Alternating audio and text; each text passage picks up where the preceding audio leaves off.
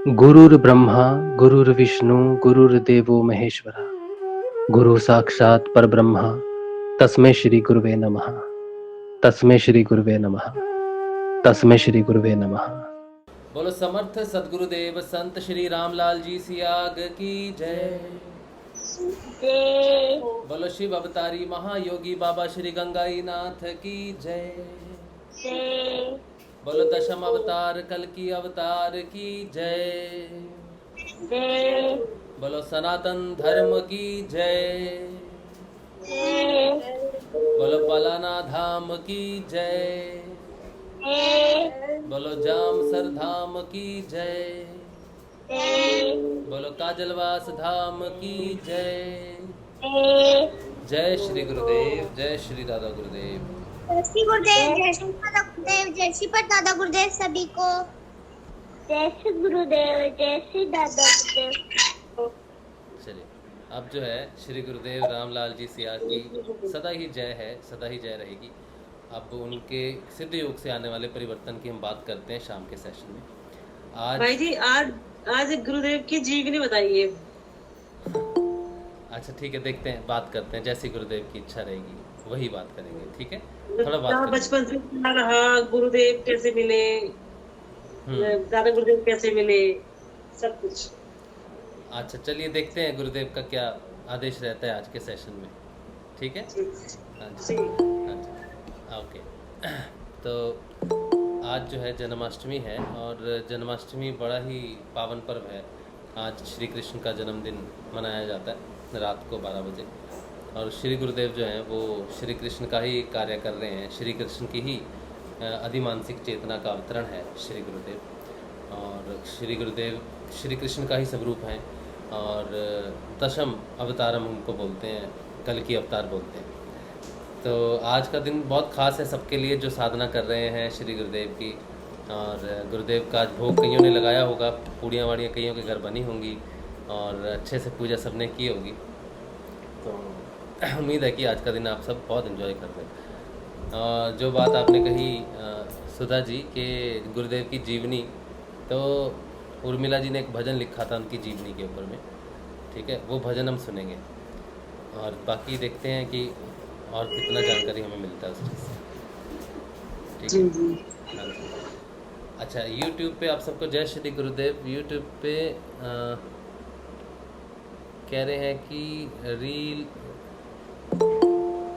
रीलम मनमंदिर सिंह जी, मेरा आपका नाम बड़ा डिफिकल्ट लग रहा है, मनमंदिर सिंह जी, एक मिनट।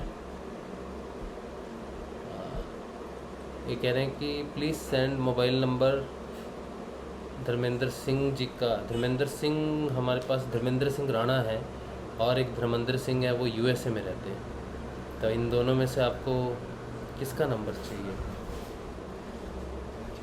अच्छा, तो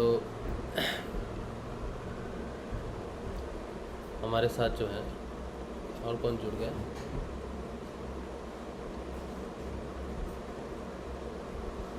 गजेंद्र सिंह जी भी हैं हमारे साथ। तो गजेंद्र सिंह जी से हम कुछ बातें सुनेंगे, गुरुदेव की महत्वपूर्ण बातें सुनेंगे।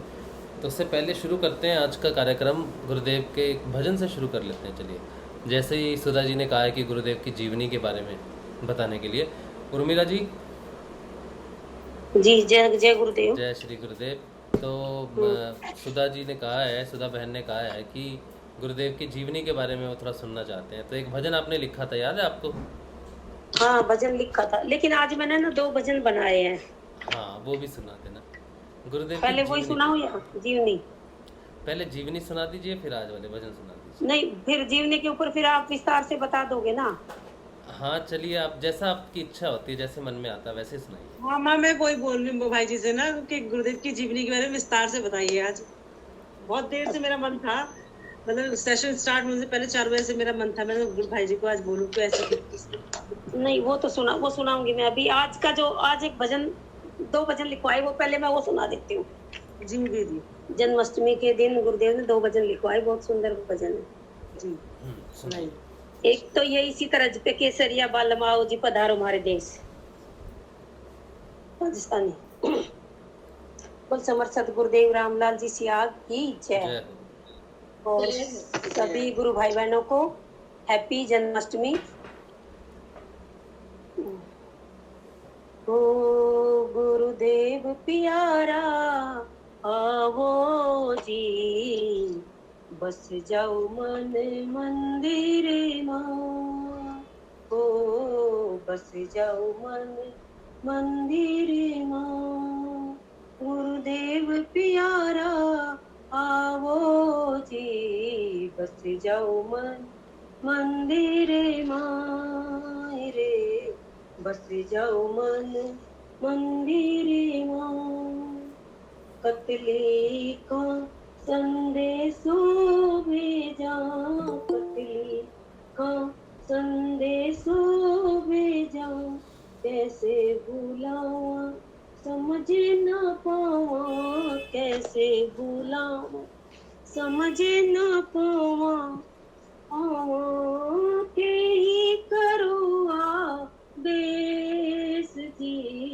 गुरुदेव प्यारा आओ जी, पधारो मन मंदिर माए रे, पधारो मन मंदिर मां। बाटे उड़ी का राह बुहारा, बाटे उड़ी का राह बुहारा, कब आवे गुरुदेव हमारा, गुण लावे संदेश। गुरुदेव प्यारा आओ जी, पधारो मन मंदिर माए रे, पधारो मन मंदिर मां। दिन कट जावे तो कटती ना रे ना, दिन कट जावे तो कटती ना रे ना, एक पल बीते जो एक महीना, थारे बीता नहीं चैन। ओ गुरुदेव प्यारा आओ जी, पधारो मोरे मंदिर मां। थारे बिना सुनी मन की रे बगिया, थारे बिना सुनी मन की बगिया, बरी रे पड़ी फूलों की रे डलिया, बरी रे पड़ी फूलों से डलिया, माला बनाई अनेक। ओ गुरुदेव प्यारा पधारो मन मंदिर माए रे, पधारो मन मंदिर मां। भूख गई और प्यास न लागे, तारे बिना अब कुछ नहीं भावे, सब रस हो गए फेल। ओ गुरुदेव प्यारा आओ जी, पधारो मन मंदिर मां आए हो, पधारो मन मंदिर मां। उर्मिली के गुरु नाम की बीमारी, उर्मिली के गुरु नाम की बीमारी, गुरु जी वैद्य देके देख रहे नाड़ी, गुरु जी है वैद्य देख रहे नाड़ी, सुपीरे डॉक्टर फेल। हो गुरुदेव प्यारा आओ जी, पधारो मन मंदिर मां आए जी, पधारो मन मंदिर मां जी, पधारो मन मंदिर मां। जय श्री गुरुदेव। जय श्री गुरुदेव, बहुत बढ़िया। जय श्री गुरुदेव, बहुत ही प्यारा गाना था। जय श्री गुरुदेव, बहुत बढ़िया गाया, बहुत सुंदर, बहुत सुंदर। अभी वो जन जीवनी का सुनाऊं क्या? हाँ, दूसरा भी लिखा है ना आपने, तो बहुत सारे लिखे हैं आज, दो ठो दूसरा भी सुनाऊं। हाँ।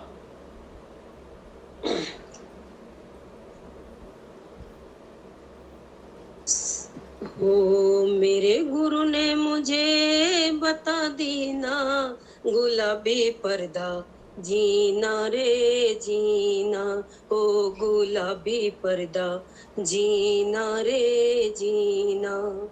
पर्दे के पीछे से आवाज आई, पर्दे के पीछे से आवाज आई, इसको हिलाना ना मेरे भाई, इसको हिलाना ना मेरे भाई, इसकी महिमा का तुझे ना पता, गुलाबी पर्दा, जीना रे जीना ओ गुलाबी पर्दा, जीना रे जीना।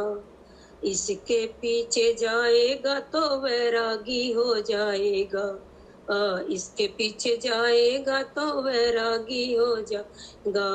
काम है काम जो है करना तुझको अधूरा रह जाएगा, इसको बिल्कुल भी मत ना हिला, गुलाबी पर्दा, जीना रे जीना हो गुलाबी पर्दा, जीना रे जीना।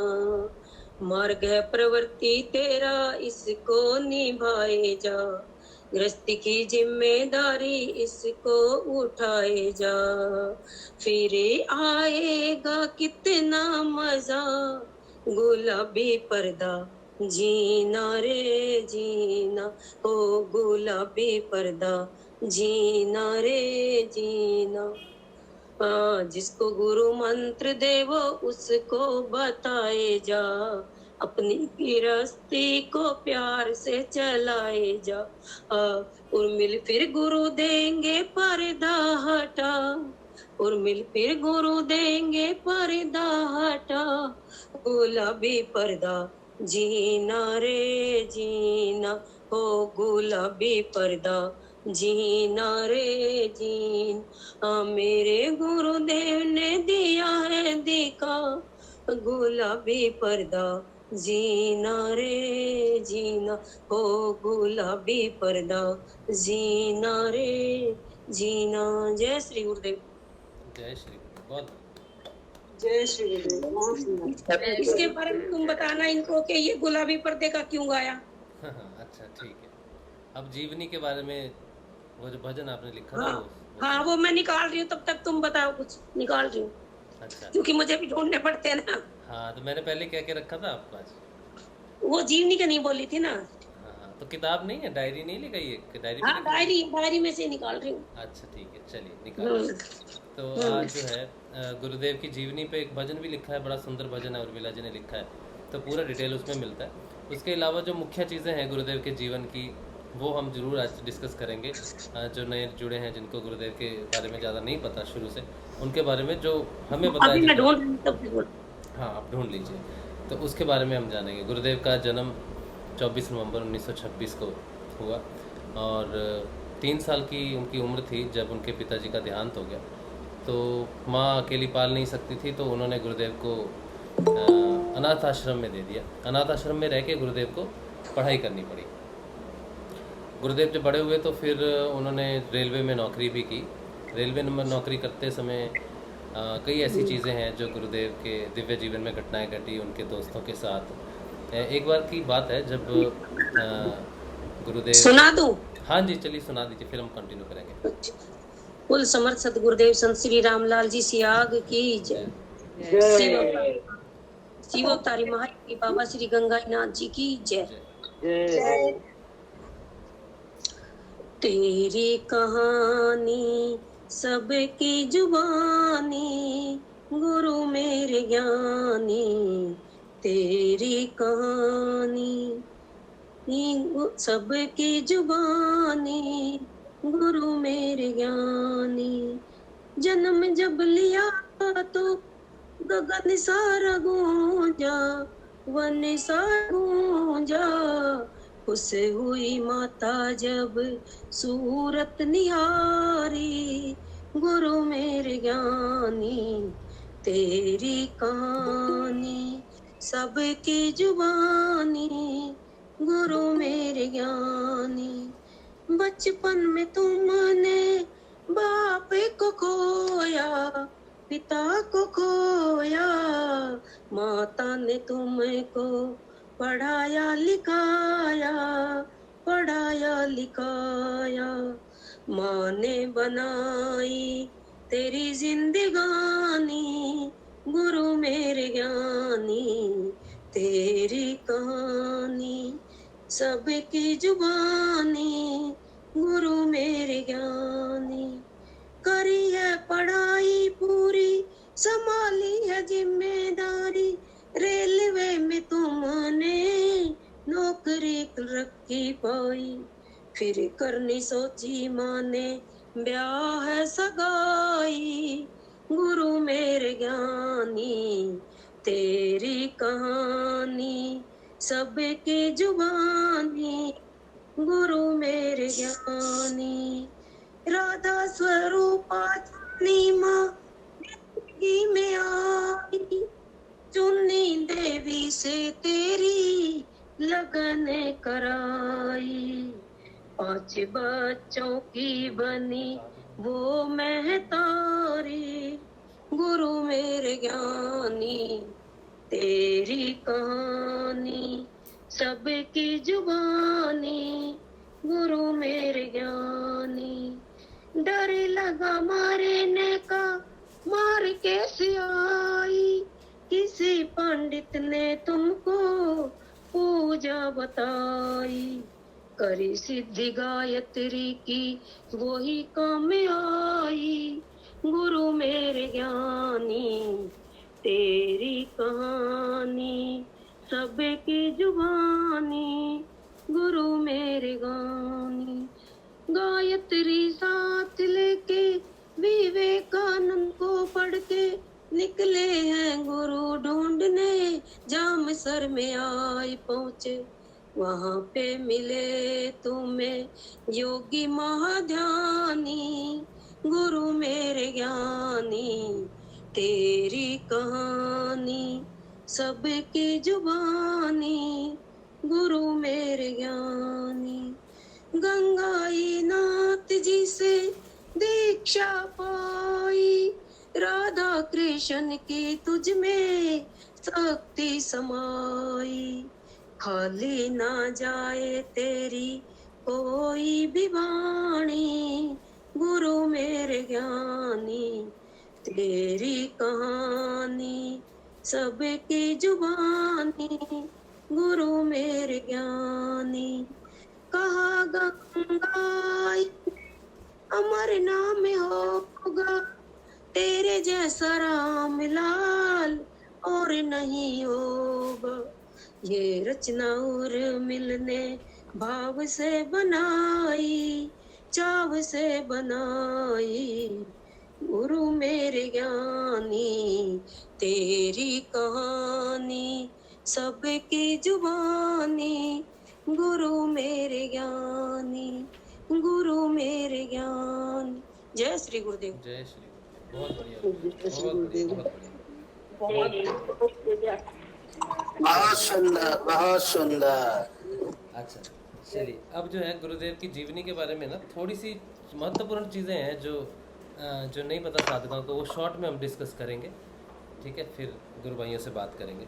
ये एक बुक है मेरे पास, मुझे जो है गुरु कृपा से मिली है, कुछ तो मुझे बेंगलोर से रुपेश सोलंकी भाई ने भेजी थी। बहुत महत्वपूर्ण बुक्स हैं ये। इस बुक का, ये पहली जो बुक मैं आपके साथ शेयर कर रहा हूँ, ये जो संस्करण है ये 2008 का है, स्पिरिचुअल साइंस पत्रिका का है ये काफ़ी पहला है, शायद सबसे पहला संस्करण है शायद ये। तो इसमें गुरुदेव के 2-3 चीज़ें हैं जो मैं पढ़ के आपको सुनाना चाहूँगा। उसमें गुरुदेव की जीवनी भी थोड़ी आ जाती है और थोड़ा परिचय भी मिल जाता है गुरुदेव के जीवन के बारे में। गुरुदेव ने स्वयं जो इसमें लिखा हुआ है, बाबा गंगाई नाथ जी के बारे में भी थोड़ा लिखा हुआ है, वो भी मैं पढ़ लूँगा। और गुरुदेव के आध्यात्मिक जीवन के प्रारंभ में जैसा उनका जीवन रहा है ये भी लिखा हुआ है। 1988 की लिखाई है ये, 12 फरवरी 1988 में गुरुदेव ने जो लिखा था वो इसमें लिखा हुआ है। उसके बाद गुरुदेव को जो श्री कृष्ण की सिद्धि हुई उसके बारे में भी गुरुदेव ने इसमें लिखा हुआ है। तो ये 2 मेन चीज़ें हैं जो मैं इसमें जो लिखी हुई हैं। इसके अलावा गुरुदेव के जीवन की 2 महत्वपूर्ण घटनाएं हैं जो मैंने एक तो भंवर सिंह जी ने मुझे बताई थी एक बार, वो मैं आपके साथ शेयर करूँगा। छोटी सी घटना है लेकिन बड़ी लौकिक सी घटना है वो है। और उसके साथ एक और है बचपन की गुरुदेव की, छोटे, क्योंकि आज जन्माष्टमी है, तो जन्माष्टमी जैसी ही एक घटना है जो आप रिलेट कर पाओगे गुरुदेव की, वो मैं आपको शेयर करता हूँ आपके साथ। लेकिन उससे पहले मैं आपको बता दूँ कि जो मैं आपको बताऊँगा वो मैं अपने पास से नहीं बताऊँगा, बल्कि बाइबल की भविष्यवाणियों में उसकी एक जगह पे मेंशन है। अगर आपने ये बाइबल की भविष्यवाणियाँ पढ़ी है बुक, तो इसमें एक जगह पर ये बात आती है सामने कि उन्होंने इस घटना का, जो मैं अभी आपको बताऊंगा, उसका जिक्र किया है, ठीक है। लेकिन अब ये बात है कि पूनम, वो एक प्रिंट आउट था ना बाइबल की भविष्यवाणियों का, प्रिंट आउट उसमें होगा, वो देख के तो उसमें मैंने अंडरलाइन किया हुआ है, वो भी मैं आपको सुनाता हूँ, क्योंकि ये बुक जो है ये भी एक एडिशन है बाइबल की भविष्यवाणी का, ये भी मुझे रुपेश भाई ने भेजी है। तो बहुत ही अच्छी उन्होंने मुझे ये चीज़ें भेजी थी। तो पहली जो 3 साल की घटना जो है, एक बार गुरुदेव की माता जी क्योंकि कार्य करती थी, काम करती थी, तो वो काम करने चले गए थे और गुरुदेव घर में अकेले थे, झोपड़ी में वो रहते थे, वहाँ पे रहते थे। तो बहुत बारिश हुई, इतनी बारिश हुई कि पास में शायद तालाब या कुछ नदी थी जिसमें बहुत पानी भर के आ गया था। वो पानी इतना उफान पे था कि उनका जो घर था, जो कुटिया थी, झोपड़ी थी, वो डूबने वाली थी। तो किसी ने बताया गुरुदेव की माता जी को, हस्तु देवी जी को, कि बहुत ज़्यादा बाढ़ आ गई है, वहाँ पे तो तेरा बच्चा है जो डूब जाएगा। तो वो बहुत घबरा गई थी उस समय, और वो जब भागी उधर, तो जब पानी इतना सारा भर गया था, तो गुरुदेव जो है वो माएँ झुलाती हैं, कपड़े में सुला देती हैं बच्चे को, जो पुराने टाइम से होते थे, उसमें झूल रहे थे। तो पानी इतना ज़्यादा भर गया, जो सुनने में मेरे आया कि गुरुदेव ने अपना पैर उससे नीचे किया था, जैसे कृष्ण की आप सुनते हो कि जमुना जब भर गई थी पूरी, तो कृष्ण के पैर को टच किया था तो जमुना शांत हो गई थी। इसी तरह से वहाँ पर भी बहुत पानी भर गया था और पूरा डूबने वाला था। तो गुरुदेव के पैर को टच करके वो सारा पानी ज़मीन में कहाँ चला गया किसी को पता नहीं चला, इतना पानी भरा हुआ था। और वो पानी अचानक से ज़मीन में कहीं चला गया, समा गया पानी। ये बड़ी महत्वपूर्ण घटना है जो आप रिलेट कर सकते हो गुरुदेव के साथ। जय श्री गुरुदेव। उसके बाद ये तो बचपन की घटना है गुरुदेव की। इसका वर्णन थोड़ा सा, इसका संकेत मिलता है बाइबल की भविष्यवाणी में। मैं एग्जैक्टली आपको ढूंढ के बताऊंगा वो पेज कहाँ पर है। और एक बार क्या हुआ था कि गुरुदेव की आध्यात्मिक जीवन शायद उस समय शुरू हुआ नहीं था उतना। उस समय उनके जो कलीग थे, जो रेलवे में वो काम करते थे, रेलवे में, तो उनके पास वो कहीं राशन लेने गए थे या कहीं सामान लेने गए थे, तो उनके पास 5 रुपये कम थे। तो वो बहुत परेशान थे, और जब वो वापस जा रहे थे अपने घर में बड़े परेशान होके कि नहीं है, तो गुरुदेव उधर से आ रहे थे। तो गुरुदेव ने उनको रोका और उनको कहा कि भाई एक काम कर, मेरे पास 5 रुपये हैं, ठीक है, अब ये चलेंगे कि नहीं चलेंगे मुझे नहीं पता, तो ये 5 रुपये रख ले अपने पास। तो गुरुदेव ने उनको 5 रुपये दिए थे, उनके बिना पूछे सोचे समझे, क्योंकि उसकी समस्या 5 रुपये की थी, तो उसको वो 5 रुपये ही उस समय चाहिए थे। तो इससे पता चलता है कि गुरुदेव के जीवन में गुरुदेव को पहले से ही आभास होते थे, अनुभव होते थे इन चीज़ों के, कि कुछ ना कुछ उनमें खास है जो उनको आसपास की चीज़ों का पता रहता था। ये घटना मुझे भंवर सिंह जी बताई थी। एग्जैक्टली तो ऐसी कुछ थी, मुझे उतनी याद नहीं एग्जैक्टली टू द पॉइंट, लेकिन ऐसी ही थी कि वो सहायता करते थे हर किसी की, और उनको पता रहता था कि कौन किस समस्या से गुजर रहा है। अच्छा, ये तो है, 2 घटनाएं हैं। इसके अलावा अब गुरुदेव की जीवनी जो शुरू होती है, वो शायद 44 या 45 साल के थे, 45 ईयर्स के आसपास थे, जब उनके जीवन में अध्यात्म की शुरुआत हुई। तो ये मैं आपको इस बुक में जो लिखा हुआ है, इस पहली बुक में जो गुरुदेव ने लिखवाया है, 4-5 पेज है, मैं आपको पढ़ लेता हूँ, कॉन्टीन्यूसली मैं पढ़ देता हूँ, उससे जो है आपको काफ़ी क्लियर हो जाएगा वो चीज़ का, ठीक है। अब आप ध्यान से सुनिए, मैं पढ़ रहा हूँ, मुझे 10-1 मिनट लगेंगे पढ़ने को। इसकी शुरुआत होती है, ये देख लीजिए, मैं आपको दिखा देता हूँ, ठीक है, जो मैं पढ़ रहा हूँ। इसमें लिखा है, मानवता में सतोगुण का उत्थान और तमोगुण का पतन करने संसार में अकेला ही निकल पड़ा हूँ। मुझ पर किसी भी जाति विशेष, धर्म विशेष तथा देश विशेष का एकाधिकार नहीं है। सद्गुरुदेव सियाग। जीवन परिचय। पूज्य सद्गुरुदेव श्री रामलाल जी सियाग प्रवृत्ति मार्गी संत हैं। गुरुदेव का अवतरण जन्म बीकानेर के पलाना ग्राम में 24 नवंबर 1926 को हुआ। गुरुदेव रेलवे में हेड क्लर्क के पद पर कार्यरत थे। तो गुरुदेव रेलवे में हेड क्लर्क। परिस्थितियों वश गुरुदेव ने सन 1968 में गायत्री की आराधना शुरू की, और 1 जनवरी 1969 में गुरुदेव को गायत्री यानी कि निर्गुण की सिद्धि, लोग पूछते हैं निर्गुण कौन सा है, तो गायत्री निर्गुण की सिद्धि हो गई। स्वामी विवेकानंद जी को पढ़ने के पश्चात गुरुदेव ने जामसर में आराधना कर रहे बाबा श्री गंगाईनाथ जी को गुरु धारण कर लिया। उनकी अहेतु की कृपा से सन 1984 में 1984 में गुरुदेव को भगवान श्री कृष्ण सगुन की सिद्धि हो गई। इन दोनों सिद्धियों के कारण से गुरुदेव में शक्तिपात दीक्षा द्वारा कुंडलिनी जागरण की सामर्थ्य आ गई। बाबा श्री गंगाईनाथ जी के आदेश से सन 1986 में रेलवे से स्वैच्छिक सेवानिवृत्ति ले ली तथा जन कल्याण हेतु सन 1990 से सार्वजनिक रूप से शक्तिपात दीक्षा देना प्रारंभ कर दिया। इस दर्शन को विश्व दर्शन बनाने हेतु 1993 में अध्यात्म विज्ञान सत्संग केंद्र जोधपुर की स्थापना की। तब से आज तक सिद्ध योग में वर्णित शक्तिपात दीक्षा से गुरुदेव हजारों लाखों लोगों को चेतन कर चुके हैं। ये उनकी संक्षेप में है। इसके बाद बाबा श्री गंगाईनाथ जी का आश्रम जामसर बीकानेर। जीवन परिचय। बाबा श्री गंगाईनाथ जी योगी आईपंथीनाथ संप्रदाय के सन्यासी योगी थे। उनका जन्म राजसमंद जिले के सिरमा ग्राम में हुआ। वे बाल्यकाल से ही ईश्वर की भक्ति में लीन रहते थे। उनका प्रारंभिक आराधना काल आईपंथी नाथों के अस्तल भोर अखाड़े हरियाणा, बनारस व हिमाचल प्रदेश में बीता। फिर काजलवास 11 नाथों की समाधि नामक स्थान पर आराधना कर रहे नाथ योगी बाबा श्री भवनाथ जी ने अपनी आध्यात्मिक शक्ति से गंगाईनाथ जी को बुलाया तथा अपनी शक्तिपात की संपूर्ण सामर्थ्य प्रदान की। उसके पश्चात वे कुछ वर्षों तक काजलवास में ही रहे। उसके कुछ वर्षों बाद अपनी आंतरिक प्रेरणा से बीकानेर के पास जामसर नामक स्थान पर रेत के टीले पर धूना स्थापित कर लंबे समय तक तपस्या की। फिर अप्रैल 1983 में 1983 में अपनी योग शक्ति से बीकानेर रेलवे में कार्यरत गुरुदेव रामलाल जी सियाग को बुलाकर गुरुपद सौंपकर आदेश दिया कि वैदिक दर्शन को विश्व दर्शन बनाना है। तत्पश्चात 31 दिसंबर 1983 को जामसर में ही समाधिस्थ हो गए। वर्तमान में यह स्थान बीकानेर शहर से उत्तर दिशा की ओर श्री गंगानगर रोड पर 27 किलोमीटर दूरी पर स्थित है। इसके बाद इसमें 3-4 चीज़ें हैं इस बुक में। ये जो शुरुआती पेज है ये भी मैं आपके लिए पढ़ूंगा, ये कुछ विशेष है इसलिए। ओम श्री गंगाईनाथाय नमः। विश्व में धार्मिक क्रांति की प्रेरणा सद्गुरुदेव श्री रामलाल जी सियागा का सिद्ध योग आध्यात्मिक उत्थान एवं रोग मुक्ति हेतु आदेश लिखते हैं। वो कहते हैं आदेश यहाँ लिखा है। उसके बाद लिखते हैं अपने अपने लेवल पर स्तर पर इस दर्शन का प्रचार प्रसार करो। इंटरनेशनल लेवल पर, अंतर्राष्ट्रीय स्तर पर मैं अकेला ही इस धर्म का ठेकेदार थोड़े ही हूँ। आप सभी की भी ड्यूटी बनती है। सद्गुरुदेव सियाग। उसके बाद उसमें लिखते हैं कि अपना माइक म्यूट रखिए प्लीज़। आपकी ये जिम्मेदारी है। जो भी गूगल मीट पे बैठते हैं, जो भी ध्यान लगाते हैं गूगल मीट पे, आप सबकी बहुत बड़ी जिम्मेदारी है कि आपका माइक प्लीज़ बीच में जरूर बंद रहना चाहिए, ठीक है। अच्छा, ये कहते हैं 2 चीज़ें हैं। एक छोटा सा एक पेज है, इसमें इन्होंने लिखा है मैं न्यूटन की आखिरी इच्छा को पूर्ण करने आया हूँ। उसने कहा था जब अपने पूरे जीवन पर नज़र डालता हूँ तो पाता हूँ कि मैं एक अबोध बालक की तरह समुद्र के किनारे सीपियों और समाधियों, समुद्री घोंघों की हड्डियों को ही चुनता रहा। अब मैं अंतिम समय में जब इस विशाल समंदर को देखता हूँ तो सोचता हूँ कि मैंने कुछ भी प्राप्त नहीं किया।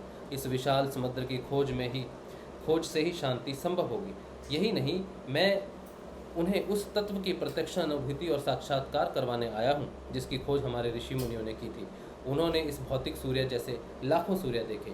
इसके अतिरिक्त उन्होंने देखा कि एक ऐसा ऊर्जा का पुंज है जो इन लाखों सूर्यों को प्रकाशित कर रहा था। उन्होंने इस तत्व का जो ज्ञान प्राप्त किया है, मैं उसकी प्रत्यक्ष अनुभूति और साक्षात्कार कराने ही संसार में निकला हूँ। यह ज्ञान मुझे मेरे संत सद्गुरुदेव बाबा श्री गंगाईनाथ जी महाराज की अहेतु की कृपा के कारण ही प्राप्त हुआ है। अतः मैं इसे गुरु प्रसाद की संज्ञा देता हूँ। शिव कुमार जी अपना माइक म्यूट रखिए प्लीज।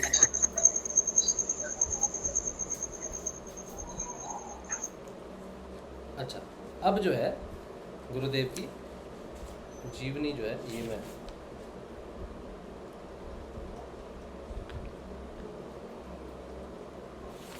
गुरुदेव लिखते हैं मेरे आध्यात्मिक जीवन का प्रारंभ। ये 12 फरवरी 1988 में गुरुदेव ने लिखा है, तो वही मैं आपको पढ़ के सुनाऊंगा। समर्थ सद्गुरुदेव श्री रामलाल जी सियाग। मैं मेरे प्रारंभिक जीवन में पूर्ण रूप से पूर्ण रूप से निरीश्वरवादी व्यक्ति रहा हूँ, यानी कि जो ईश्वर में विश्वास नहीं रखते। ईश्वर नाम की किसी शक्ति में मुझे कोई विश्वास नहीं था। मैं मानव की एकमात्र सत्ता में ही विश्वास रखता था, क्योंकि प्रारंभ से ही मैं नौकरी में, मजदूर संगठन में काम करने वाले व्यक्तियों के संपर्क में आ गया था। अतः मेरा झुकाव राजनीति की तरफ अधिक होता गया। मेरा मूल रूप से यह स्वभाव रहा है कि मैं अपनी मान्यताओं पर हमेशा अड़िग रहता हूँ। इस प्रकार अपने पथ पर चलकर कम से कम समय में, शिव कुमार जी प्लीज़ अपना माइक बंद कर लीजिए, बार बार आपका माइक खुल जा रहा है। भैया जी आप कर दीजिए। हाँ मैं कर रहा हूँ बार बार, लेकिन वो अच्छा। इस प्रकार अपने पथ पर चलकर कम से कम समय में हर काम को पूरा करके उसके परिणाम की अपेक्षा करता हूँ। मैं ऐसे किसी काम में विश्वास नहीं रखता हूँ जो लंबे समय तक कोई परिणाम न दे। मेरी मान्यता है कि जिस प्रकार किसी खाद्य पदार्थ को मुख में डालते ही उसके स्वाद की प्रत्यक्षानुभूति होने लगती है, इसी प्रकार हर काम के बारे में प्रत्यक्षानुभूति होनी चाहिए। परिणाम के अभाव में कोई भी काम करना व्यर्थ समझता हूँ। आज की बहिर्मुखी आध्यात्मिक आराधना से कोई प्रत्यक्षानुभूति नहीं होती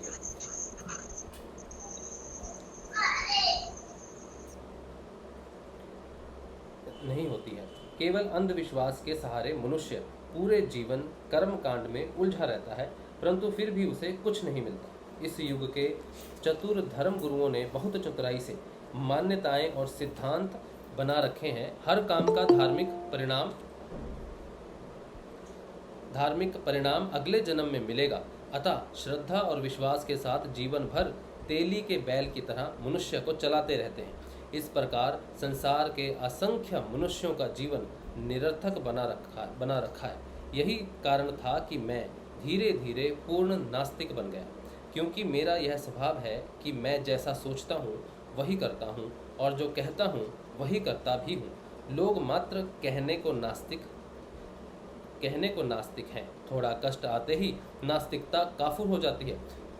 रूस जैसे देश ने भी दूसरे विश्व युद्ध में सभी धर्मों के प्रार्थना स्थल पुनः खोल दिए थे। ये बहुत महत्वपूर्ण बात गुरुदेव ने कही है। बोले नास्तिक लोग, कुछ लोग कहते हैं कि मैं नास्तिक हूँ, लेकिन जब मुसीबत आती है तो भगवान की तरफ भागते हैं। लेकिन मैं पूर्ण रूप से नास्तिक ही हूँ, चाहे कोई भी मुसीबत आए मुझे भगवान की तरफ नहीं जाना, ऐसा उन्होंने कहा है। क्योंकि मेरा यह स्वभाव है कि मैं जैसा सोचता हूँ वही कहता हूँ और जो कहता हूँ वही करता भी हूँ। रूस की उन्होंने एग्जाम्पल दिए कि रूस भी एक तरह का नास्तिक देश था, लेकिन जब विश्व युद्ध हुआ तो उन्होंने धार्मिक स्थल खोल दिए कि जाओ अर्चना करो, आराधना करो भगवान की।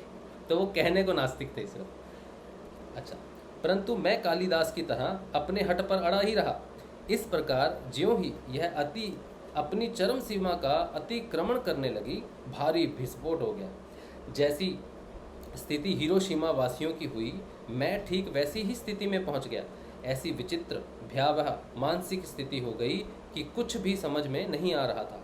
सारे भौतिक उपचार असफल हो गए। स्थिति ऐसी भयंकर हो चुकी थी कि मैं स्वयं यह सोचने लगा कि अब अंतिम समय अधिक दूर नहीं है।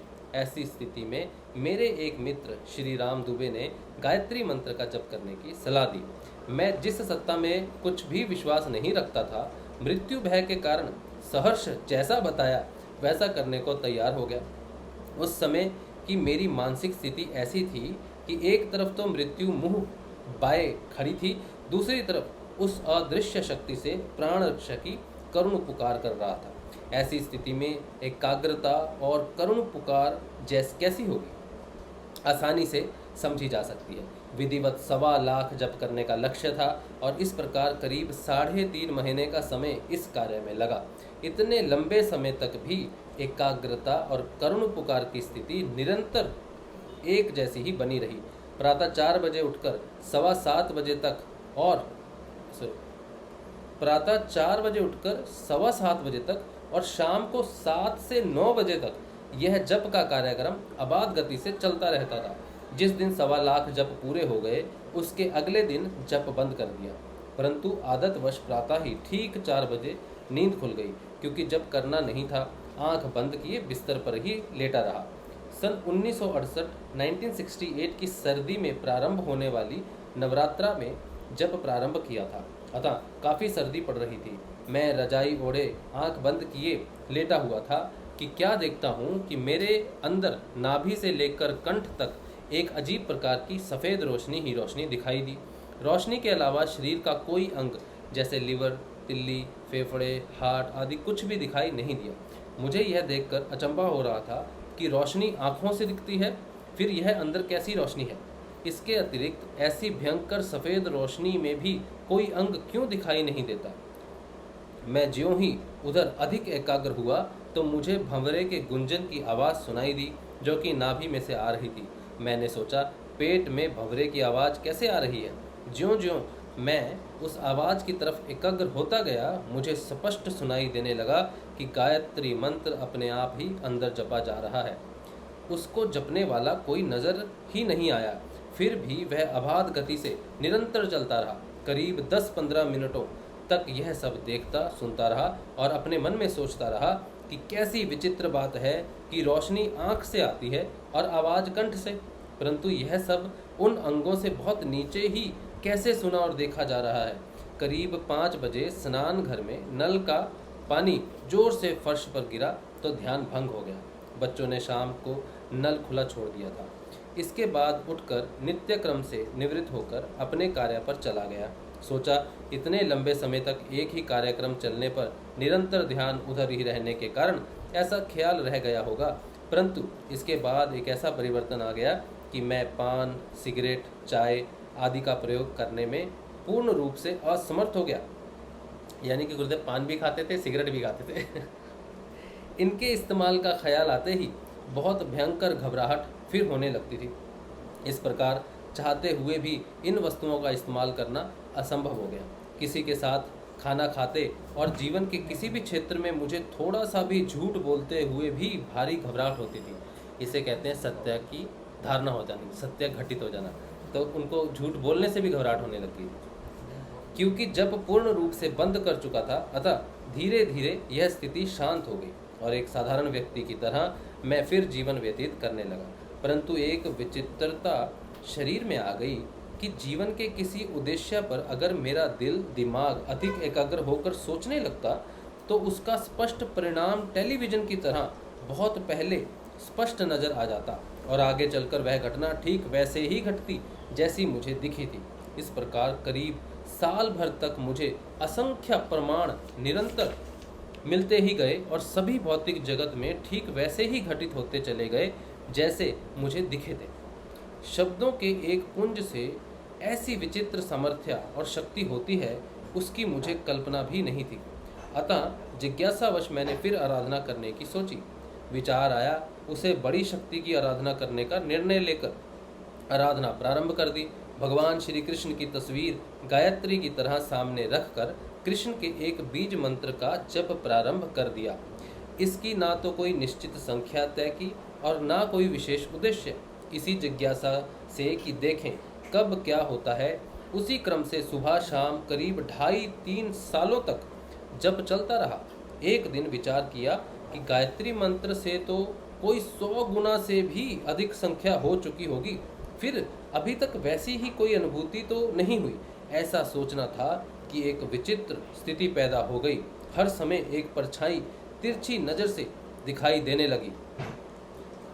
जब सीधा देखता तो कुछ नहीं दिखता। सोचा आँखों में कोई बीमारी हो गई है। डॉक्टरों के पास गया, परंतु ऐसी कोई बीमारी नहीं निकली। वह क्रम और जप चलता रहा। एक दिन विचार आया कि अपने को इस विद्या का कोई ज्ञान तो है नहीं, कहीं व्यर्थ कष्ट में फंस जाएंगे। मंत्र जप बंद कर दिया, परंतु परछाई दिखनी बंद नहीं हुई। सोचा इसे कुछ नुकसान तो नहीं हो रहा है, दिखती है तो दिखने दो। इस प्रकार जप बंद किए। कुछ ही समय बीता होगा। एक रात्रि को मैं अपने गांव में सो रहा था। करीब 5 बजे प्रातः एक आवाज़ सुनाई दी और उसने स्पष्ट कहा कि बेटा अब केवल कृष्ण का जप कर। यह आवाज़ स्पष्ट 2 बार सुनाई दी। अचानक मेरी आंख खुल गई, पर किसने आवाज़ दी कुछ समझ नहीं सका, परंतु फिर भी मैंने जप बंद रखा। वर्षों की आदत थी, बिना जप के कुछ अटपटा सा लग रहा था। एक दिन विचार आया, बेटा शब्द से संबोधित करके आवाज़ दी है, अतः जो भी भला बुरा होगा उसकी जिम्मेवारी आवाज़ देने वाले की ही होगी। मैं इसके दोष का भागी क्यों बनूंगा? इसी विचार के साथ सभी प्रणव हटाकर केवल कृष्ण का जप प्रारंभ कर दिया। छोटा सा शब्द और फिर गति पकड़ने पर पहले वाले से 10 गुना से भी तेज गति से चलने लगा। करीब साल भर हुआ होगा कि एक बहुत ही विचित्र घटना घट गई। एक दिन प्रातः करीब 4 बजे के आसपास अर्ध जागृत अवस्था में क्या देखता हूँ कि मैं एक कमरे में बैठा हूँ। एक वैसा ही दूसरा कमरा है। उसके और मेरे कमरे के बीच में एक दरवाज़ा है जिसमें बहुत ही खूबसूरत गुलाबी मखमल का पर्दा ठीक नीचे तक लटक रहा है। ज्यों ही मैंने उस पर्दे की तरफ देखा तो वह मुझे ऐसे हिलते हुए दिखाई दिया मानो हवा के झोंके से हिला हो। गुरु बहन उर्मिला ने जो भजन लिखा है गुलाबी पर्दे पे, वो इसी स्थिति पे लिखा है। दिया मानो हवा से झोंके से हिला हो। इतने में दूसरे कमरे में से आवाज़ आई कि देख, इसे हिला मत, यह अलग हो जाएगा। मैंने जवाब दिया कि अगर जोर का हवा का झोंका आया तो अलग होकर फिर यथास्थिति में आ जाएगा। उधर से आवाज़ आई, इसके हटने का अर्थ समझते हो क्या? मैंने जवाब दिया कि मैंने अभी जो अर्थ बताया, क्या उससे भी भिन्न कोई होता है? उधर से आवाज़ आई, हाँ, इसके हटने का क्या अर्थ होता है देख। इतना कहने के साथ वह पर्दे वाला दृश्य तो गायब हो गया और क्या देखता हूँ, एक मनुष्य जिसका पर्दा हट चुका है त्रिकालदर्शी हो गया है। इस प्रकार उसका मोह पूर्ण रूप से भंग हो चुका है। उसका अपने पराये का भेद पूर्ण रूप से खत्म हो चुका है। संसार के सभी प्राणियों को वह एक ही नज़र से देखता है। ना उसका किसी से मोह है और ना ही द्वेष। इसके तत्काल बाद फिर वही गुलाबी पर्दा दिखने लगता है। फिर उधर से आवाज़ आती है कि देखा, यह होता है इस पर्दे के हटने का अर्थ। मैंने कहा, यह तो बहुत ही अच्छी बात है, इसी के लिए तो यह सब कर रहा हूँ। उधर से आवाज़ आती है कि यह सब ठीक तो है, परंतु एक योग भ्रष्ट शब्द होता है। वह क्या होता है, क्या उसके बारे में जानते हो? मैंने कहा, आराधना के दौरान कोई बुरा काम हो जाता है, उससे आराधना का पतन हो जाता है। दूसरी तरफ से आवाज़ आती है कि होता तो कुछ ऐसा ही है, परंतु इसकी सही परिभाषा यह नहीं है। तुम्हारे छोटे छोटे बच्चे हैं, पत्नी है, माँ है, वे सभी पूर्ण रूप से तुम पर आश्रित हैं। यह ठीक है कि अगर तुमने इस पर्दे को हटा दिया तो तुम्हारी स्थिति तो ठीक वैसी ही हो जाएगी जैसी अभी तुमने देखी है, परंतु इन प्राणियों को इसका ज्ञान थोड़ा ही है। जब तुम इस जवानी में इनको छोड़कर चल दोगे तो इनकी आत्मा की करुण पुकार और क्रंदन तुमको ले डूबेगी और इस प्रकार योग भ्रष्ट हो जाने के कारण तुम्हारा फिर पतन हो जाएगा। अब आगे जैसा तुम ठीक समझो वैसा करो। यह बात सुनकर मैं बहुत ही दुविधा में फंस गया। पूछा, आराधना का भी ऐसा भयंकर परिणाम हो सकता है? मैंने कभी कल्पना भी नहीं की थी। दूसरी तरफ से आवाज़ आती है, कर्म गति बहुत ही गहन है, इसको कोई नहीं जान सकता। कुछ देर विचार के बाद जब मुझे कुछ भी समझ में नहीं आया कि अब आगे क्या करना चाहिए, तो मैंने उसी अदृश्य आवाज़ से पूछा, मैं तो कुछ भी नहीं समझ पा रहा हूँ कि अब मुझे क्या करना चाहिए, अतः कृपया मेरा पथ प्रदर्शन करें, मैं वैसा ही करने को तैयार हूँ। इस प्रकार मेरे प्रार्थना करने पर दूसरे कमरे में से आवाज़ आती है कि जब यह हिल चुका है तो अपने निश्चित समय पर अपने आप हट जाएगा। अब इसे हिलाना बंद करके कर्म क्षेत्र में विचरण करते हुए अपने कर्तव्य का पालन करो। इन शब्दों के साथ ही साथ दृश्य गायब हो गया और मेरी आंख खुल गई। भोर हो चुकी थी, अतः नित्य क्रम से निवृत्त होकर भगवान श्री कृष्ण की तस्वीर को माला पहना कर छुट्टी ले ली। यह करीब सन 1974 के अंतिम समय की बात है। 1974 के अंतिम समय की बात है। इसके बाद 1983 तक मजदूर संगठनों और राजस्थान किसान यूनियन के विभिन्न पदों पर सक्रिय होकर कार्य करता रहा, परंतु जिस प्रकार से पूर्ण आस्था आध्यात्मिक जगत के चमत्कारों से हो चुकी थी, ध्यान उस पर निरंतर ही लगा रहता था। भौतिक जगत के अधिकतर काम आध्यात्मिक शक्तियों के पथ प्रदर्शन से करने का एक प्रकार से आदी हो गया था। यही कारण रहा कि बहुत कम असफलता मिली। जिस काम में हाथ डाला सफल हुआ। सन 1982 में एक प्रकार से स्पष्ट आदेश मिल चुका था कि अब मजदूर संगठन से अलग हो जाओ। परंतु मैंने उसकी तरफ अधिक ध्यान नहीं दिया। इस प्रकार आदेश को न मानने के कारण मुझे भौतिक जीवन में भारी असफलताओं और निराशा का सामना करना पड़ा, जबकि पहले मैं जिस काम में हाथ डालता था मेरा हर कार्य सफल होता था। सौभाग्य से 1983 के मार्च अप्रैल में संत सद्गुरुदेव बाबा श्री गंगाई नाथ जी योगी के चरण रज माथे पर लगाने का सौभाग्य मिला। इससे जीवन में एक प्रकार से नई चेतना पैदा होकर जीवन अधिक आनंदमय हो गया, परंतु मेरे जीवन में सुख का समय बहुत ही कम रहा है। जून जुलाई 1983 में भारी मानसिक उद्विग्नता का सामना करना पड़ा। जामसर जाने के आध्यात्मिक संकेत निरंतर होते रहे, परंतु मैं इन्हें दुर्भाग्यवश समझ नहीं सका।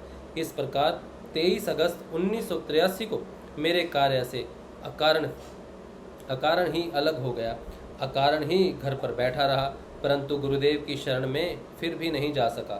दुर्भाग्य से 31 दिसंबर 1983 की काल रात्रि में वह बाबा जी भौतिक रूप से संसार को छोड़कर चले गए। प्रथम भंडारे की व्यवस्था के लिए सुजान देसर निवासी बाबा रामनाथ जी जामसर जाते समय बीकानेर स्टेशन के सामने मिले। उनसे बाबा जी के स्वर्गवास की खबर सुनकर तो जमीन ही पैरों के नीचे से खिसकती नजर आई। बाबा रामनाथ जी ने भंडारे में चलने के लिए काफ़ी आग्रह किया, परंतु भारी मन से उनसे क्षमा मांगकर गंगा शहर चला गया। मेरे भौतिक पिता का सहारा भी 3 वर्ष की अल्प आयु में ही छीन लिया गया था और आध्यात्मिक पिता भी इसी प्रकार चंद दिनों में ही ईश्वर के सहारे छोड़कर चले गए। इस प्रकार भौतिक जीवन की तरह आगे का आध्यात्मिक जीवन भी मुझे संघर्षों में ही बिताने को मजबूर कर दिया गया। भौतिक जीवन का संबंध तो केवल जीविका उपार्जन तक का ही बहुत सीमित दायरे का था। उसमें भी भयंकर संकटों से गुजरना पड़ा। सुख नाम की वस्तु का आभास तक कभी नहीं हुआ। इस आध्यात्मिक जीवन का क्षेत्र तो सारे विश्व का मैदान है। भौतिक जीवन की तरह ही इस जीवन में भी विपरीत परिस्थितियों से संघर्ष करना ही पड़ा। यह स्पष्ट नजर आ रहा है। केवल ईश्वर के सहारे नितांत अकेले इस पूरे संसार के मैदान में बिल्कुल विपरीत और विषम परिस्थितियों में संघर्ष करने के लिए झोंक दिया गया हूँ।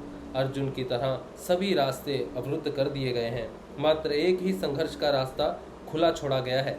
मुझे अकेले ही संसार भर की इस असुरी वृत्तियों से जूझना पड़ेगा।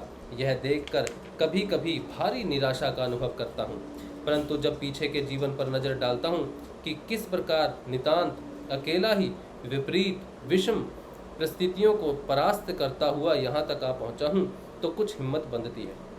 इसके अलावा दूसरा सहारा उस अदृश्य असीम सत्ता का है, जिसने पहले ही मेरे जीवन के अंतिम सांस तक के पूरे जीवन के दृश्य टुकड़ों में सिनेमा के टेलर की तरह दिखा रखे हैं, और आज भी वह पूर्ण सत्ता पग पग पर मेरा पथ प्रदर्शन कर रही है। मुझे प्रमाण सहित यह बता दिया गया है कि जो कुछ करना है वह पूर्व निर्धारित व्यवस्था है। इसमें रत्ती भर की हेरा फेरी भी संभव नहीं।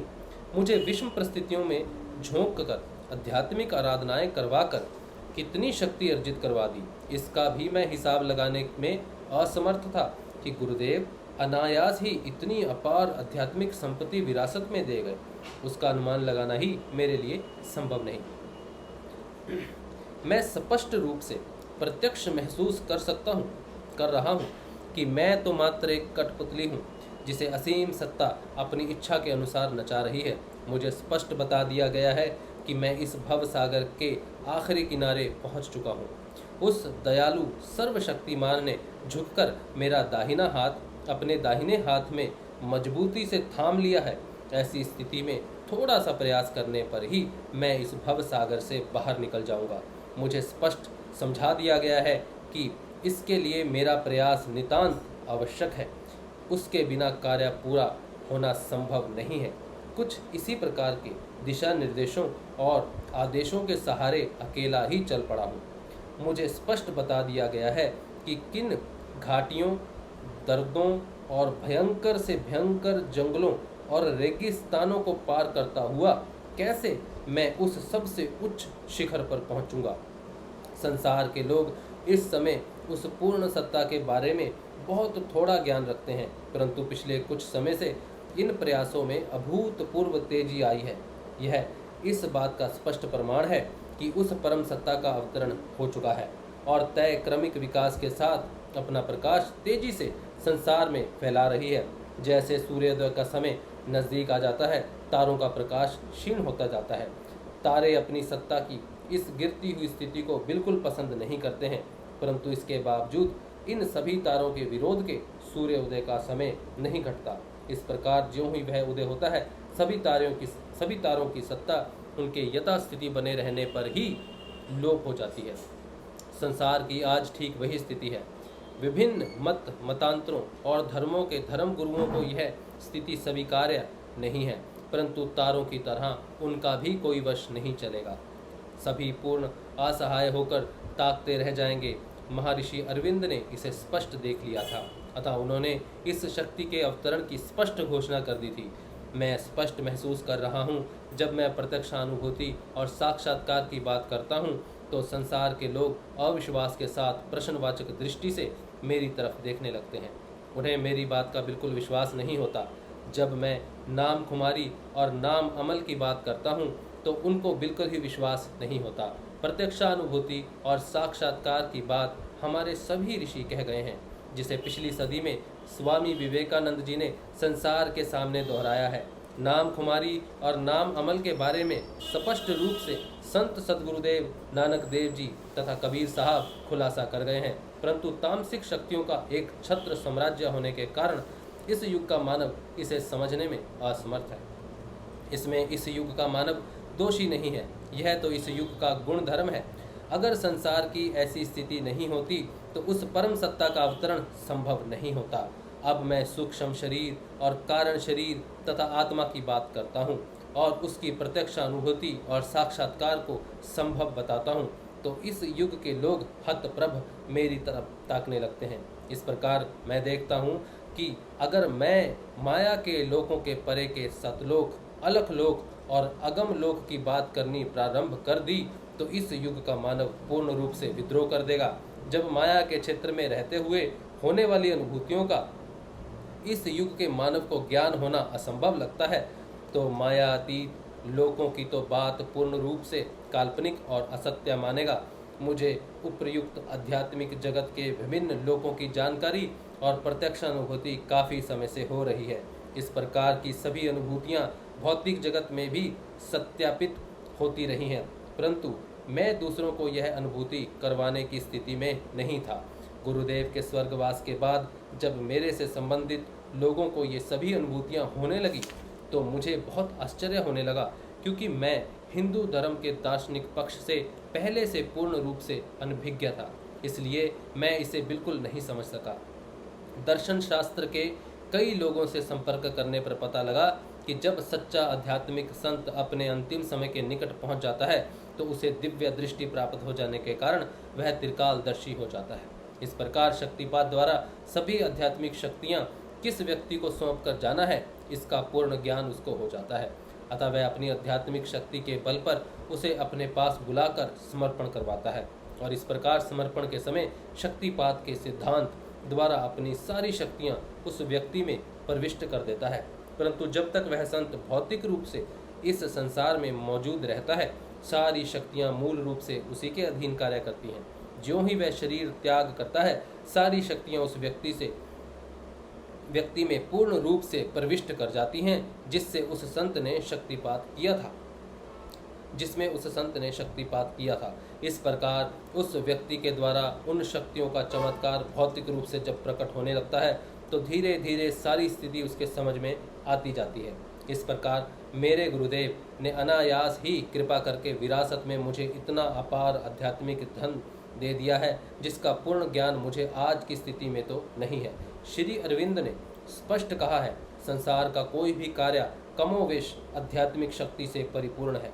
इस युग के तथाकथित अध्यात्मवादियों ने भौतिक जगत और आध्यात्मिक जगत को दो भागों में विभक्त करके बीच में जो कृत्रिम लक्ष्मण रेखा खींच दी है, वही आध्यात्मिक ज्ञान के लोप होने का मुख्य कारण है।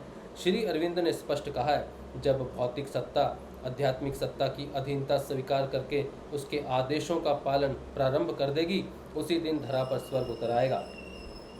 1 साल के कारावास के काल में श्री अरविंद को जो अनुभूतियाँ हुई उसका वर्णन करते हुए उन्होंने लिखा है कि भगवान ने मुझे स्पष्ट बता दिया है कि जो लोग आज़ादी के लिए संघर्ष कर रहे हैं उनमें मेरी शक्ति काम कर रही है, और जो लोग विरोध कर रहे हैं वे भी मेरी शक्ति के आदेश से ही कार्यरत हैं।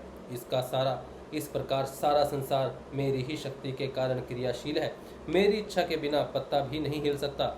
इस प्रकार हम देखते हैं कि संसार के सभी प्राणी कठपुतली मात्र हैं। जैसे जैसे परम सत्ता नचाती है, नाचना पड़ता है। इस प्रकार मुझे अच्छी तरह समझा दिया गया है, जो कुछ होना है वह पूर्व नियोजित है। उन्हीं अनुभूतियों के आधार पर मैं हर क्षेत्र में भौतिक साधन की कुछ भी परवाह किए बिना निकल पड़ता हूँ। आज तक की प्रत्यक्ष अनुभूतियों ने मुझे पूर्ण रूप से आश्वस्त कर दिया है। भौतिक साधनों के अभाव में कोई भी कार्य रुक नहीं सकता। प्रारंभ से लेकर आज तक की मेरी वस्तु स्थिति पर जब मैं एक साथ नज़र डालता हूँ तो पाता हूँ कि मेरे माध्यम से जो सत्ता अपनी शक्ति का प्रदर्शन कर रही है उसमें मेरी बुद्धि और मेरी किसी भी शक्ति के सहयोग का रत्ती भर भी योगदान नहीं रहा है।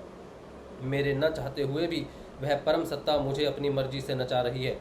इसी कारण जो कुछ भी मेरे माध्यम से करवाया जा रहा है, इसलिए मेरे अंदर कर्ता भाव बिल्कुल नहीं है। इस संबंध में मैं पूर्ण रूप से आश्वस्त हूँ। मुझे किसी प्रकार का वहम भ्रम नहीं है। मैंने गुरुदेव ईश्वर से स्पष्ट शब्दों में प्रार्थना कर रखी है कि मैं हर प्रकार से नाचने को तैयार हूँ, परंतु उसमें घाटा नफ़ा आपका ही होगा। मैं तो मात्र मजदूरी का ही अधिकारी हूँ। मुझसे संबंधित लोग श्रद्धावश जब मुझे किसी कार्य का श्रेय देते हैं तो मैं उन्हें स्पष्ट रूप से कह देता हूँ कि भाई, जो कुछ हो रहा है वह ईश्वर के आदेश और गुरु कृपा के कारण ही हो रहा है। मैं तो मात्र आप लोगों की तरह साधारण प्राणी हूँ। जो कुछ हो रहा है उसका श्रेय लेने का मुझे कोई अधिकार नहीं है। मेरी महत्वाकांक्षाएं तो मुझे कुछ और ही करने को प्रेरित करती हैं, परंतु परिस्थितियों वश मुझे करना कुछ और ही पड़ रहा है। अतः मैं यह झूठा श्रेय लेने को बिल्कुल तैयार नहीं हूँ। इसके बाद श्री गुरुदेव लिखते हैं कि श्री कृष्ण की सिद्धि उन्हें कैसे हुई उसका वर्णन कर रहे हैं। गुरुदेव बाल्यकाल से ही आर्थिक तंगी से गुजर रहे थे, लेकिन अब गुरुदेव के आध्यात्मिक जीवन में भी कई समस्याएं आने लगी। उनको ध्यान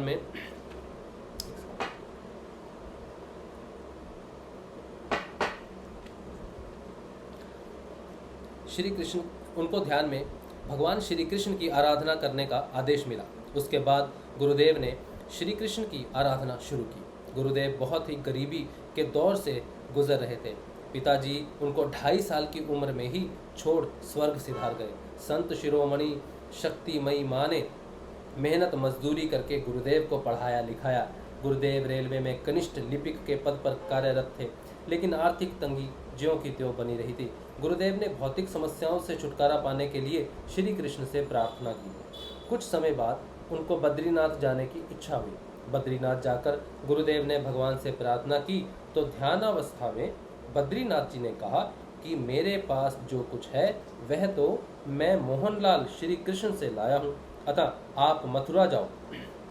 गुरुदेव ने जब मथुरा जाकर करुण प्रार्थना की तो भगवान श्री कृष्ण ने कहा कि यहाँ तो मैं गवाला था, आप द्वारिका जाओ, वहाँ पर मैं राजा द्वारिकाधीश था, वहाँ से जो आप मांगोगे वही मिल जाएगा। गुरुदेव ने कहा कि देना है तो दे दे, फालतू के बहाने क्यों बनाता है।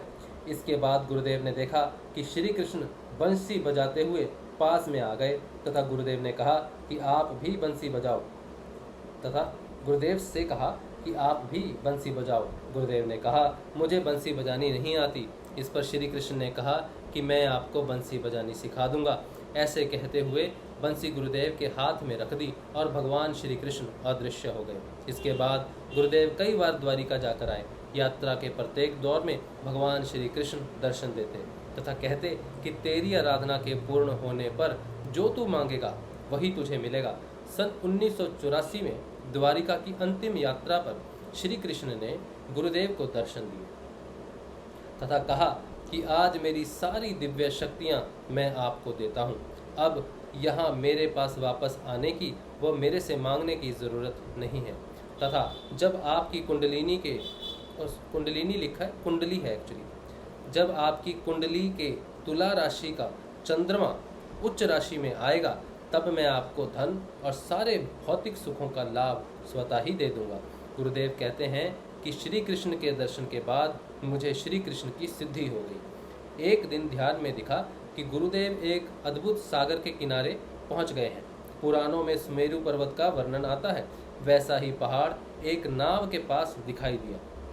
गुरुदेव ने देखा कि एक नाव सुमेरु पर्वत से डोरी से बंधी हुई पास आती हुई दिखाई दी। उस नाव के अंदर एक 9-10 मास का अति सुंदर बालक सोया हुआ दिखाई दिया। उनका चेहरा इतना सुंदर, अद्भुत और प्रकाशमय था कि आंखें भी चकरा गई। जब गुरुदेव ने ध्यान से देखा तो बालक रूप में श्री कृष्ण सोए हुए दिखाई दिए। बालक रूपी श्री कृष्ण ने गुरुदेव के पास आकर कटाक्ष रूप से कहा कि मैं पृथ्वी लोक पर श्री कृष्ण रूप में रहता हूँ, परंतु दिव्य लोक में मैं इसी बालक रूप में रहता हूँ।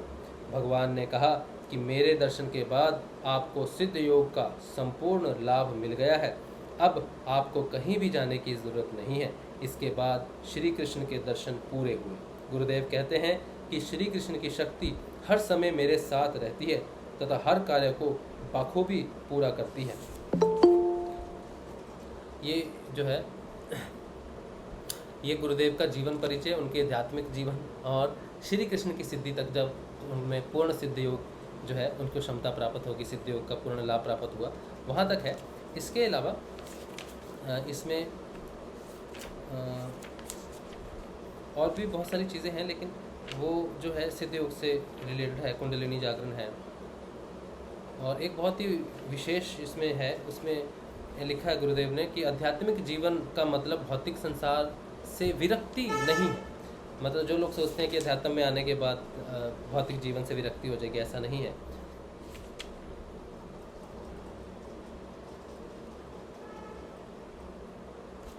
इसके बाद कुछ अनुभूतियाँ हैं। ये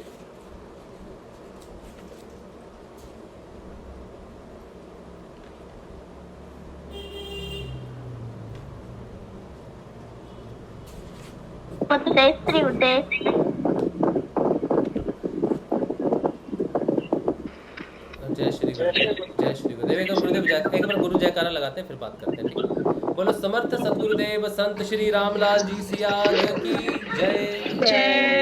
बोलो शिव अवतारी महायोगी बाबा श्री गंगाई नाथ की जय। बोलो दशम अवतार कल की अवतार की जय। बोलो सनातन धर्म की जय हो। बोलो पलाना धाम की जय हो। बोलो जामसर धाम की जय। काजलवास धाम की जय हो। ये तो हुआ। और एक चीज़ और है कि गुरुदेव ने एक जगह लिखा है कि बचपन से ही उनको पृथ्वी का सहयोग प्राप्त था, जो उनकी रक्षा, जैसे पृथ्वी में वो जल का समा जाना। और उन्होंने एक जगह ये भी कहा है कि उन पे आक्रमण होते रहे हैं। एक कलयुगी नामक जो राक्षस उन पे सदैव वो प्रहार करता था, लेकिन क्योंकि पृथ्वी तत्व उनके साथ थे तो वो हमेशा उनकी सहायता करता रहा। लेकिन 1984 में जब उन्हें कृष्ण की सिद्धि हुई तो आकाश तत्व भी उनके साथ आ गया और पूर्ण रूप से उनको रक्षा प्राप्त हुई आकाश की और पृथ्वी की। उसके बाद जो है गुरुदेव ने अपना कार्य शुरू किया 1990 में। तो ये एक मुख्य है जो बाइबल की भविष्यवाणियों में भी ये चीज़ मेंशन है, एक जगह पर है। अब वो एक्चुअली में ये जो बुक है ये तो इस रूप में तो मैंने नहीं पढ़ी थी, वो दूसरे रूप में पढ़ी थी। उसमें मैंने वो कहाँ पर है वो तो मुझे मालूम है, इसमें मुझे नहीं मालूम, नहीं तो मैं आपको बता देता। तो मैं देखता हूँ थोड़ी देर में, अगर मुझे याद आएगा तो। वो एक प्रिंट आउट था, प्रिंट आउट था, वो मैं आपको बता देता। चलिए मैं यहाँ पे रुकता हूँ थोड़ी देर के लिए। अच्छा, अब आप कुछ कहना चाहते हो, कोई प्रश्न? हाँ जी नरेश भाई। सोनी बेटा एक मिनट। नरेश क्या बोल रहे हो आप? ये कौन से बुक में से पढ़ रहे थे आप? ये है स्पिरिचुअल साइंस पत्रिका है और ये 2008 का है। इसमें ये सबसे पहला है।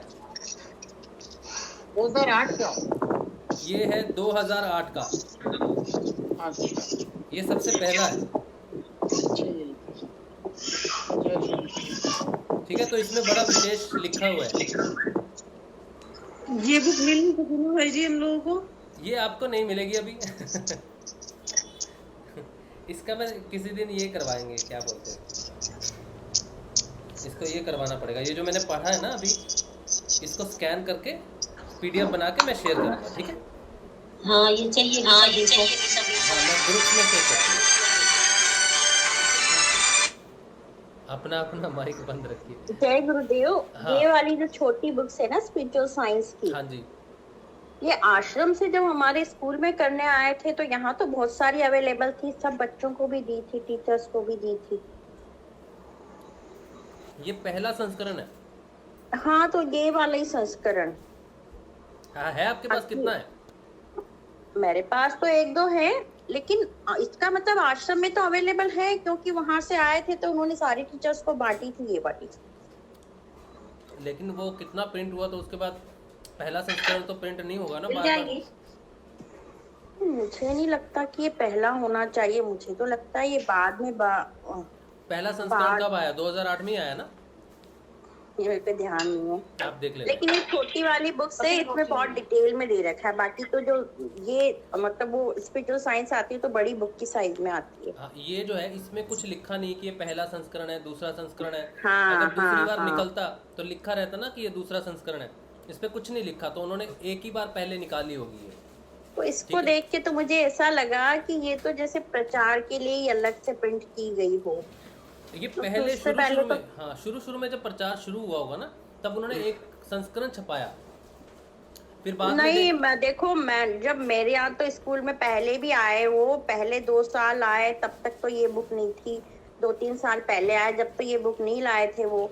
और ये 18-19 में जब आए वो आश्रम से, तब ये बुक बांटी थी। तो मैं तो कंफर्म नहीं कह सकती, उनसे पूछ के ही बता सकती हूँ कि ये क्या है। आप देख लो, मैं इसको डाल दूंगा क्योंकि मेरे ख्याल से अवेलेबल होनी चाहिए ये बुक आश्रम में। तो ये बुक जो पब्लिश होती है ना, वो तो बोल रहे हैं कि 2018 से है, इन्होंने ऑनलाइन डाल रखी है सारी बुक। 18, 19, 20 और हाँ 21 देखो नरेश भैया, ये बात यही कह रही हूँ मैं, ये शायद इन्होंने प्रचार के लिए छोटी वाली जो स्पिरिचुअल साइंस आई है ना शुरू से, वो बड़े साइज की आती है। इसमें जो सब दे रखा है ना, एक जब हर चीज का वो करके दे रखा है, इसमें एक सार की तरह पूरा कर रखा है इस वाले एडिशन को। तो ये शायद प्रचार के लिए ही बना है, और बाकी मैं पूछ के बता सकती हूँ। इसमें काफी अच्छे से दिया हुआ है, इसमें बहुत अच्छा दिया हुआ है। हाँ, वो सारी बातें जो गुरुदेव बोलते थे सारी बहुत अच्छी दे रखी हैं इसमें, और ये होनी चाहिए सब साथ में। गाँव में काफी लोग इकट्ठे करते थे बुकों को, होगी तो मैं ले आऊंगा पुरानी बुक के सारे। हाँ मैं यही तो कह रही हूँ, ये दोनों प्रचार के लिए ही आई, क्योंकि स्पिरिचुअल साइंस तो उससे पहले भी हम लोग जाते थे, तो हमारे पास जो स्पिरिचुअल साइंस इकट्ठी जाती थी हम वो बांट देते थे। वो तो बड़ी वाली बुक होती थी, ये छोटा वाला एडिशन ना, ये शायद प्रचार के लिए ही है। एक बार पूछेंगे, चलो आश्रम में फिर वो बता देंगे, पता करके। जय गुरुदेव भाई। जय गुरुदेव। जय गुरुदेव भाई साहब। हाँ जी, जय गुरुदेव जी। सर भाई तो ना, अब एक सेकंड सर, कल आप हरियाणा में कोई जगह बता रहे थे, जान्नाथों का अखाड़ा बताया था, वो जगह कौन सी है? वो है अस्तंभोर। अस्तंपुर? अस्तंभोर। अस्तंभोर। अस्तलभोर है, अस्तलभोर। अस्तल रोहतक के पास। अस्तलभोर। रोहतक के पास अस्तलभोर। जहाँ पे ये मस्तनाथ जी का मंदिर है, यही है क्या आंटी? किसका? मस्तनाथ? मस्तनाथ। अस्तलभोर है रोहतक के पास। हाँ, रोहतक के पास ये मस्तनाथ और ये कई मंदिर है ना, यहीं पे है क्या? अच्छा सर, दूसरा एक शनिवार को आप अपने वो हो रही थी कि साधना तीव्र गति से चलती है या रुक जाती है, ये कैसे कंफर्म हो कि हमारी साधना चल रही है और वो अभी रुकी हुई है या आपकी चल रही है? है सर? रुकी नहीं हुई, चल रही है। मंत्र चल रहा है तो चल रही है। सर मेरी रुकी हुई है, पता नहीं रुकी हुई। आप कैसे डिसाइड करोगे चाहे रुकी हुई है? नहीं, यही तो दिक्कत हो रही है। जैसे देखो मेरे साथ बार बार क्या होता है कि वहीं से कल वो अपने गुरु बहन भी बता रही थी नेगेटिविटी, मेरे साथ भी 10-20 दिन बहुत अच्छे निकलते हैं, फिर 1-2 दिन मेरे को बहुत परेशान करते हैं। तो कल मैं एक बार परेशान हो गया था, तो कल जैसे मैं गुरुदेव की फोटो के सामने बैठा और मैं उनसे कह रहा कि बार बार मेरे साथ क्या हो रहा है, तो मैंने गुस्से पता नहीं क्या हुआ, अंदर से मैंने अपने आप को बहुत कुछ उल्टा सीधा बोला और फिर थप्पड़ भी मारा इतनी जोर से। कल के बाद फिर ठीक हो गया, पता नहीं अपने आप को इतनी जोर से थप्पड़ मार लिया। भाई यार ये पहली बार हुआ है कुछ। नहीं, थप्पड़ तो एक क्रिया होती है, वो थप्पड़ अपने आप लगते हैं, ऐसे ऐसे ऐसे लगते हैं, लेकिन अगर आपने अपने आप को थप्पड़ मारा अलग से, वो अलग बात है। लेकिन पता नहीं ना, वो गुस्से में मैंने अपना कल बहुत कुछ बोला भी है, अंदर से क्या हुआ क्या नहीं, फिर थप्पड़ मारा है। और उसके बाद जैसे मैं फोटो के सामने बैठते ही मेरी गर्दन घूमने लग जाती है। तो कल तो फैमिली वाले बोले कि कब तक गर्दन घुमाएगा, मैं नहीं घुमा रहा ये। अच्छा, नहीं देखो, हाँ, तो पता क्या चक्कर है, परेशानी साधना में बताता हूँ। साधना कब रुकी हुई लगती है और साधना में कब ऐसी स्थिति प्रकट होती है, जब हम किसी महत्वाकांक्षा के पीछे भागते हैं, तब साधना रुकी हुई लगती है। सोचो मुझे कोई बीमारी है और मैं कहता हूँ कि मेरी बीमारी कब ठीक होगी, ये प्रश्न आते ही मेरी साधना रुकी हुई महसूस होगी मुझे। ठीक है, जब मेरे मन में कोई प्रश्न नहीं रहेगा और मैं नियमित साधना में लगा रहूँगा तो मेरी साधना नियमित बढ़िया गति से चलती है। लेकिन जैसे ही किसी उद्देश्य प्राप्ति का सवाल मेरे मन में आता है कि मुझे साधना से ये प्राप्त हो सकता है या ये हो सकता है, ये नहीं हुआ, जब मैं अपनी साधना का आंकलन करने लग जाऊँगा या देखने लग जाऊँगा कि वो कहाँ पहुँचेगी, कब पहुँचेगी, तब साधना उस समय रुकी रहती है। क्योंकि आंकलन करने के लिए मुझे स्थिर होना ज़रूरी है, देखना ज़रूरी है।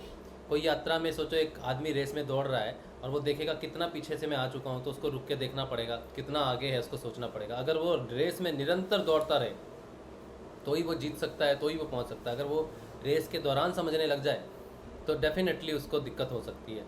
तो ये आपकी स्थिति नहीं है अवधेश, ये सबकी ऐसी ही स्थिति है, ये कभी ना कभी ये चीज़ होती है।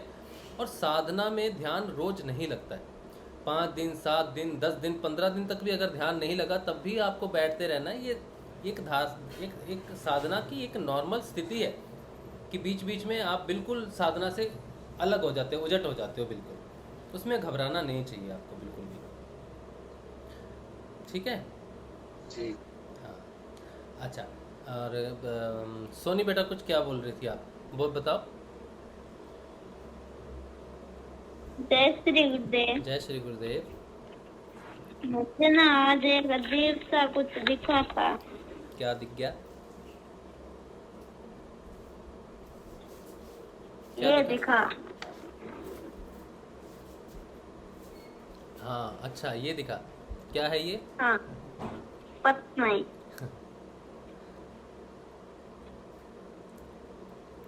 कैसे, किस रूप में दिखा?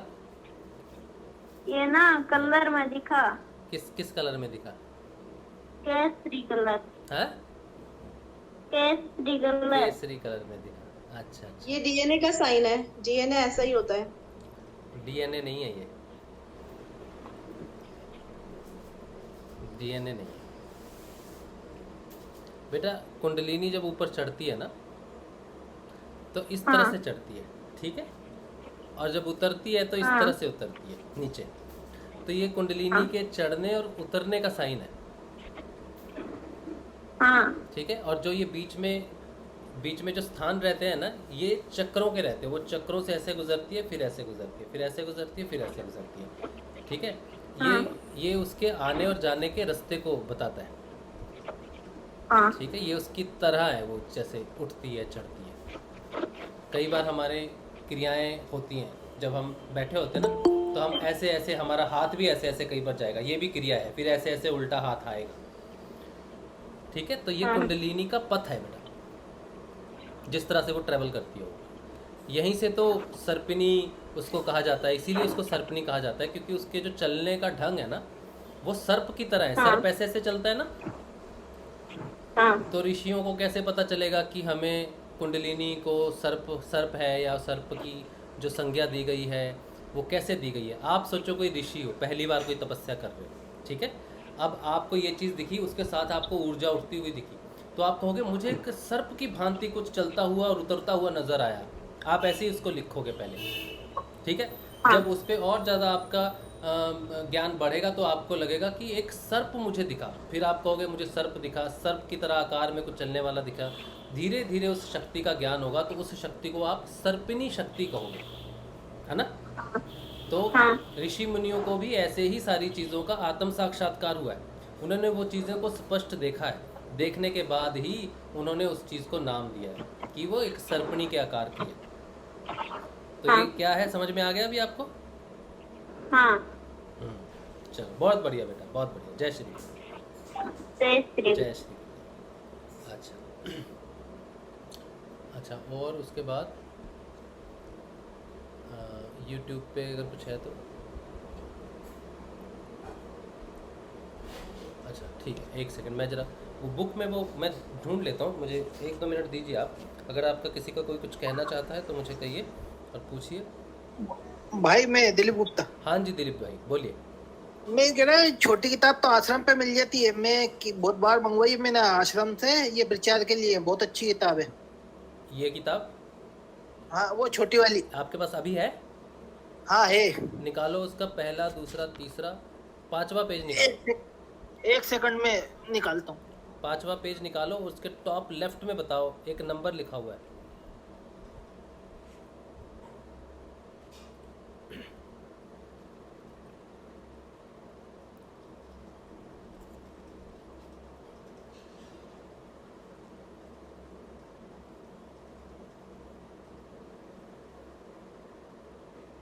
मैं आपको एक किताब बताऊं? हाँ ये मैं फोटो बताता। आपके पास किताब है अभी? हाँ है। हाँ तो इसका 5वां पेज निकालो। यही वाली? 5वां पेज निकालो, 5वां पेज के ऊपर टॉप लेफ्ट में बताओ क्या नंबर लिखा हुआ है।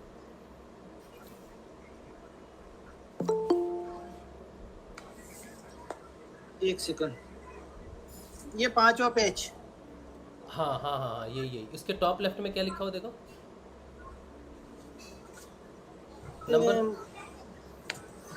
RNI ऊपर नंबर देखो ना, लिखा है RNI नंबर। हाँ लिखा हाँ। RNI नंबर RAJMUL हाँ 2008। हाँ 26,365।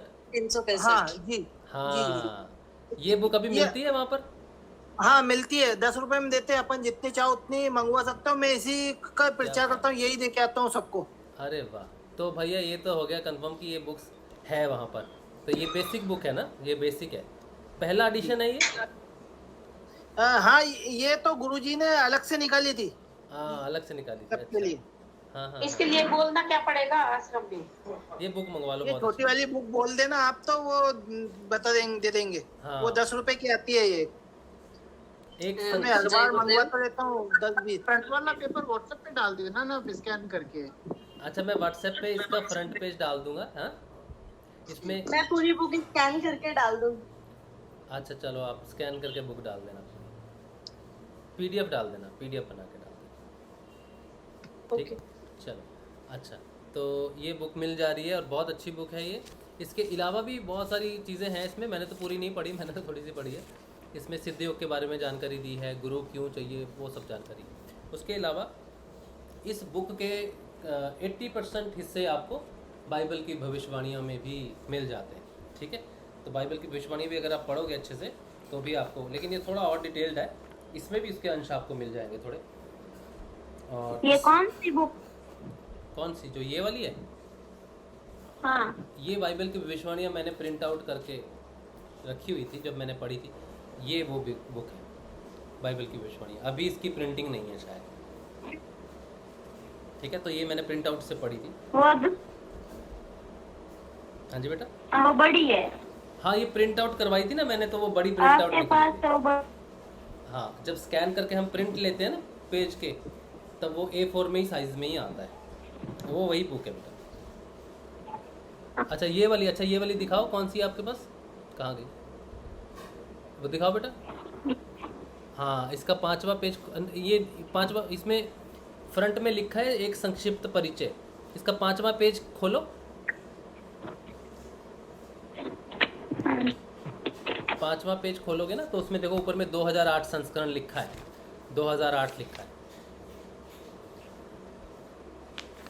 ये दूसरी है। नहीं ये तो दूसरी है। हाँ अगले पेज पे हाँ इसी पेज के ऊपर में कुछ लिखा है, आदेश के ऊपर में देखो, सिद्ध योग ऊपर में लिखा है।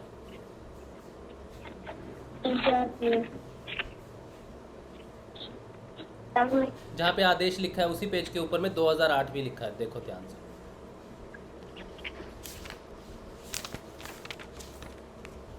अच्छा ये अलग हो सकती है, अलग हो सकती है। हाँ ये कितना लिखा है ऊपर, कितना लिखा है? 2008। हाँ नहीं लिखा कुछ? लिखा है सबसे टॉप पे, देखो मुझे दिख रहा है। ये देखो, ये क्या लिखा है ऊपर में, देखो टॉप लेफ्ट में, यहाँ पे टॉप लेफ्ट में सबसे ऊपर देखो, बाएं हाथ में सबसे ऊपर में देखो, जहाँ पे आदेश लिखा है, आदेश सिद्धयोग लिखा है ना, बड़ा है ना, उसके सबसे ऊपर में देखो, RNI, हाँ RJ, हाँ MUL 2008, हाँ क्या लिखा है, 2008 लिखा है, हाँ बस वही है बेटा। और फिर 26, 36, 5, हाँ बेटा वही है फिर। मेरे पास भी मिल गई। हाँ, पढ़ते नहीं हो, सबने बस खरीद के रख लिए हैं। अरे बुक रखनी नहीं होती, बुक पढ़नी भी होती है।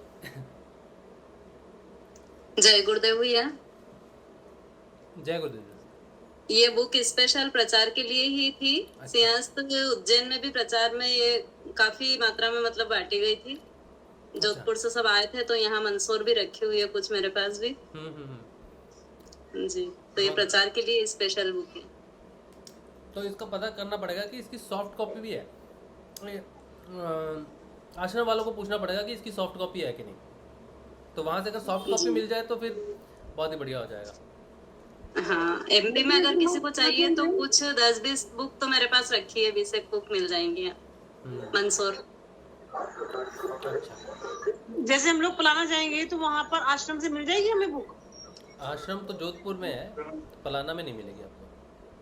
पलाना में नहीं मिलेगी? नहीं भाई, जितनी चाहिए उतनी मिल जाएगी। आश्रम में तो वहाँ रखी रहती है ना। हाँ, पलाना में नहीं, आश्रम पे। पलाना में रखी रहती है ये। मैं बहुत बार मंगवा चुका हूँ, मतलब 20-20, 25-25 उनका प्रचार करके मैं बांट देता हूँ, फिर मंगवा लेता हूँ। पलाना में कहाँ पे मिलेगी? पलामन्ना में नहीं, आश्रम पे मिलेगी, जोधपुर आश्रम। वही तो बोल रहा हूँ, हाँ, जोधपुर आश्रम जाना पड़ेगा या वहाँ से मंगवानी पड़ेगी प्रचार के लिए? एक दो वहाँ से कोरियर से आ जाती है सर। हाँ हाँ हाँ, वहाँ से कहीं भी आ जाएगी। तो वो बोल रही है कि पलाना में मिलेगी कि नहीं। ये तो ये तो हरिद्वार में रहती हैं, तो ये जाएंगी पलाना, वहाँ पूछ रही हैं कि वहाँ मिलेगी। चलिए ये सॉर्ट आउट कर लेंगे 1-2 दिन में, फिर हम आपको बता देंगे। तो आप इस बुक को जरूर पूरा पढ़िए और बार बार पढ़िए। एक बार में समझ नहीं आएगी तो बार बार जरूर पढ़ना चाहिए, तो थोड़ा हमें पता चलेगा गुरुदेव के बारे में।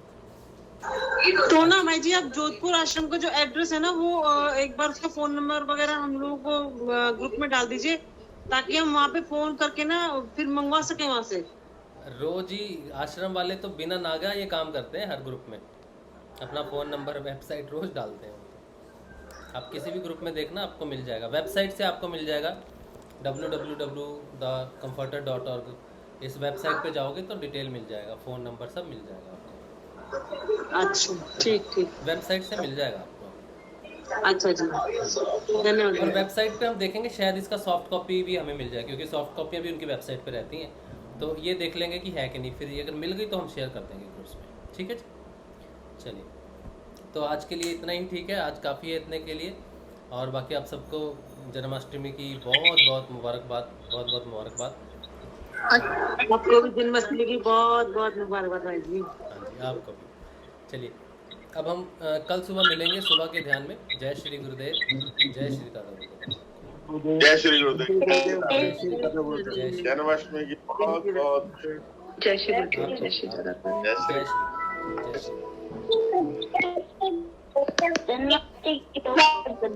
आपको भी बहुत बहुत बधाई। जय श्री, जय श्री, जय श्री गुरुदेव, जय श्री, जय श्री गुरुदेव।